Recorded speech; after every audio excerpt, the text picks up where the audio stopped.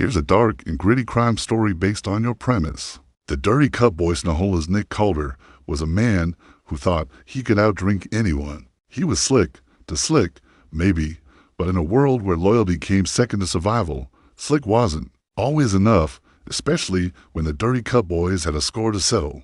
They weren't just any street gang, they were the kind that lived in the shadows of every back alley in the city, the kind you didn't cross unless you had a death wish. Their leader, a man only known as Drift, had a way of making problems disappear, and to them, Nick was a problem. Nobody knew exactly what Nick did to piss them off. Some said he cheated them in a deal. Others whispered that he owed them money, and a few swore he had snitched to the wrong people. But whatever it was, the verdict was clear. Nick had to go die. It happened on a cold November night. They found Nick in Pharaoh's, a farmstead bar where the beer was watered down and the whiskey burned like hell. He sat in his usual spot, laughing, talking big. He didn't even see them coming.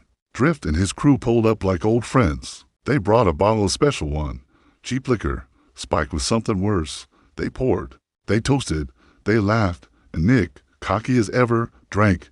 He drank until the room spun, until his legs wouldn't work, until his throat burned raw. By the time he realized something was wrong, it was too late. He hit the floor, gasping, eyes wide with fear. The dirty cup boys just watched die by sunrise. Nick Calder was dead. The news hit the streets fast, but the cops, they had nothing.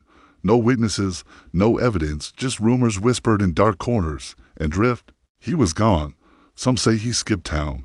Others believe he's still in Cambria Heights, hidden in the cracks of the underworld, waiting for the next man, foolish enough to cross him. The dirty cup boys are still out there, cups still dirty with sin.